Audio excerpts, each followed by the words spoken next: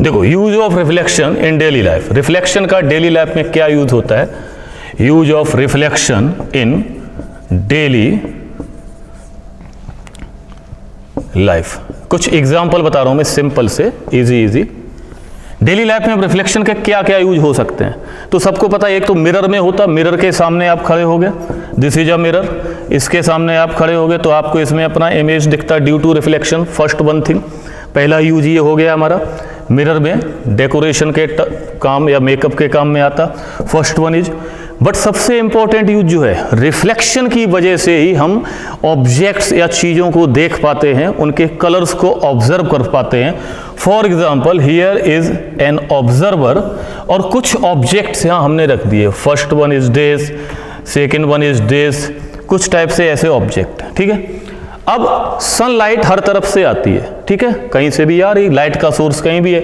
Suppose यहां से एक लाइट रे आई, इस पे टकराई, टकरा के रिफ्लेक्ट होके इसकी आंख पे पहुंची। ध्यान से समझिएगा, अगर रिफ्लेक्शन ना होता तो लाइट इसके पास आई, और अगर यहां पे रिफ्लेक्शन ना होता तो लाइट इसके पास तक नहीं पहुंचती, इसकी आईज पे लाइट जो है वो नहीं पहुंचती, और ये पर्सन लाइट मतलब ऑब्जेक्ट को नहीं देख पाता। For example, this object is, अगर इसको ग्रीन कलर का ऑब्जेक्ट दिख रहा है, ये कैसा दिख रहा है? ग्रीन। तो ग्रीन का मतलब क्या है? लाइट इस पे कोई भी पड़ रही हो, व्हाइट लाइट आ रही, कैसी भी लाइट आ रही, तो ये जो लाइट रिफ्लेक्ट कर रहा है वो ग्रीन लाइट रिफ्लेक्ट कर रहा है आंख पर, या इसकी जो आईज पर लाइट पहुंच रही है, दैट इज ग्रीन कलर की लाइट। तो जब ग्रीन कलर की लाइट पहुंची तो उसको ये ऑब्जेक्ट ग्रीन दिखाए। ऐसे ही ये जो दूसरा ऑब्जेक्ट है, for example this is of red colour. अब रेड कलर का ऑब्जेक्ट, इसको रेड कैसे दिखेगा? तो इस पे कहीं से भी लाइट आई, लाइट का सोर्स कुछ भी हो सकता है, सन तो रहता ही है, sun is the source of light. तो सन लाइट आई, इस पे पड़ी और इसकी आइज पे पहुंची। ये किसकी वजह से पहुंची? Due to the reflection. देखो, ये ऑब्जेक्ट्स लाइट एमिट नहीं कर रहे हैं, ऐसा नहीं कि ये खुद एमिट करे लाइट, नो, ये ऑब्जेक्ट्स हैं जिनके कुछ कलर्स अलग अलग हैं, वो मैं बता रहा हूं। तो सनलाइट आ रही है, ये लाइट कहां से आ रही है? This is basically sun light.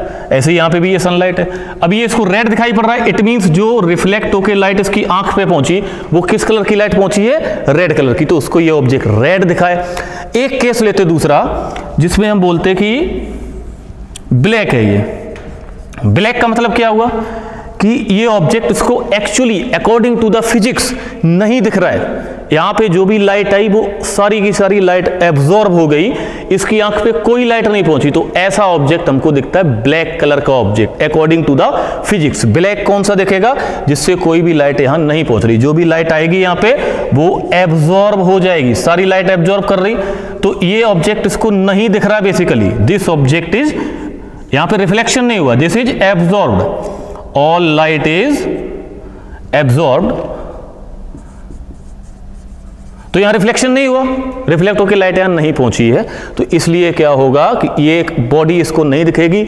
और ये बात हमेशा याद रखो कि अगर हमें कोई ऑब्जेक्ट नहीं दिखता है, that is black according to physics, उसको हम ब्लैक बोलते हैं, ब्लैक कलर का ऑब्जेक्ट बोलते हैं। ठीक है, क्लियर? तो ये हमने रिफ्लेक्शन का डेली लाइफ में जो हमारा बेसिक यूज है वो मैंने आपको समझाने की कोशिश की है। ठीक है, क्योंकि जब तक हमें यही नहीं पता होगा कि रिफ्लेक्शन की यूज क्या है डेली लाइफ में, रिफ्लेक्शन क्या क्या हेल्प करता है, वो चीज़ नहीं पता होगी तो रिफ्लेक्शन पढ़ने का मीनिंग ही नहीं बनता। ठीक है, तो ये कुछ बेसिक बात बताई मैंने। अब देखो, जब रिफ्लेक्शन पढ़ रहे हैं तो रिफ्लेक्शन के लॉज भी पता होने चाहिए हमें। तो हम बात करते हैं लॉज ऑफ रिफ्लेक्शन, रिफ्लेक्शन के लॉज। ध्यान से समझो, रिफ्लेक्शन के लॉ क्या है? फर्स्ट लॉ, दो लॉ है रिफ्लेक्शन के। First law is angle of incidence, angle of incidence is always equal to angle of reflection. Angle of incidence जो है वो हमेशा एंगल ऑफ रिफ्लेक्शन के इक्वल होता है। सिंपल सा केस, फॉर एग्जांपल अगर मैं प्लेन मिरर की बात करता हूं, this is a plane mirror, तो ये लाइट रे यहां से आई, इंसिडेंट रे पॉइंट ओ पर टकराई, यहां हमने एक नॉर्मल ड्रॉ किया, तो इसने अगर नॉर्मल के साथ थीटा एंगल बनाया तो जो रिफ्लेक्टेड रे जाएगी यहां से वो भी नॉर्मल के साथ कितना एंगल बनाएगी, थीटा, क्योंकि this is I and this is R and according to law of या first law of reflection I must be equal to R. तो ये अगर इधर थीटा बन रहा है नॉर्मल और इंसिडेंट रे का, आई रे मीन्स है incident ray, this is reflected ray R ray, ठीक है, तो ये थीटा, तो ये भी एंगल हमेशा थीटा होगा। This is the first law of reflection, this is a plane mirror. अगर मान लो कि हम किसी स्फेरिकल मिरर की बात करें, आप बोलो नहीं सर कि अगर ये कॉनकेव मिरर होता तो क्या होता, तो कॉनकेव मिरर का जो नॉर्मल होता है, ध्यान से समझिए, ये इसका सेंटर है, तो कॉनकेव मिरर का नॉर्मल उसके सेंटर ऑफ कर्वेचर से जाता है। कोई एक लाइट रे हमने इंसिडेंट करा दी इस पॉइंट पे, तो अब हम नॉर्मल जब ड्रॉ करेंगे तो नॉर्मल हमारा कहां से जाना चाहिए, सेंटर ऑफ कर्वेचर, इसका जो सेंटर है, 10th में पढ़े होगे आप तो इतना तो जानते ही होगे, this is the centre of curvature. तो ये जो एंगल है this is our angle of incidence theta, क्योंकि नॉर्मल हमारा ये लाइन हो गया, दिस इज द नॉर्मल, ठीक है। तो जो लाइट रिफ्लेक्ट होके इधर जाएगी वो कितने एंगल पे जाएगी, नॉर्मल के साथ अगेन थीटा एंगल पे ही जाएगी, because I equals R, this is incident ray, this is incident ray, this is reflected ray R ray. तो ये आई हो गया, ये आर हो गया, आई इक्वल्स आर होना चाहिए, तो इसका रिफ्लेक्शन ऐसे होता है। ऐसे ही अगर हम यही बात करें कॉन्वेक्स मिरर के केस में, कि नहीं सर कॉन्वेक्स मिरर में कैसे बनेगा डायग्राम इसका, ध्यान से समझिए। रे डायग्राम बनाने के लिए और इमेज फॉर्मेशन इसके आगे जो आता है, तो ये यही बेसिक्स हैं, ये जब तक अच्छे से क्लियर नहीं होगे तो आगे की ऑप्टिक्स फिर बिल्कुल फिनिश हो जाती है। ऑप्टिक्स आपको पता बहुत ही इंपॉर्टेंट टॉपिक है, और अगर इसको आपने अच्छे से कर लिया, बहुत ही वेटेज वाला टॉपिक भी है, नीट में क्वेश्चंस भी आते हैं, जेईई में भी क्वेश्चंस आते हैं इससे रिलेटेड, तो बहुत ही शानदार टॉपिक है, ठीक है। तो अगर हम कॉन्वेक्स मिरर की बात करें इस टाइप से, तो ये लाइट रे आई यहां पे टकराई, अब इसका centre of curvature right side होता पता है मैं, तो इसको हम डिटेल में बाद में पढ़ेंगे, अभी सिर्फ मैं यहाँ पे लॉज ऑफ रिफ्लेक्शन आपको एक्सप्लेन कर रहा हूँ, ठीक है।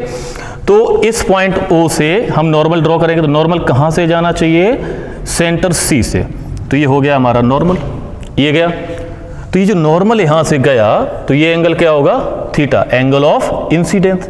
तो एंगल ऑफ रिफ्लेक्शन, तो ये होगी हमारी रिफ्लेक्टेड रे, इधर जाएगी, दिस इज इंसिडेंट रे।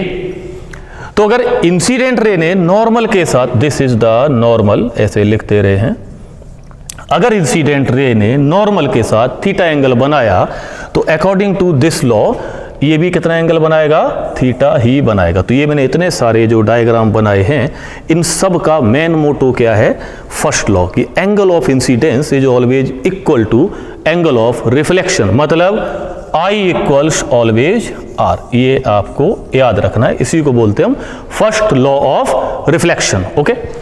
तो ये हमारा क्लियर हुआ।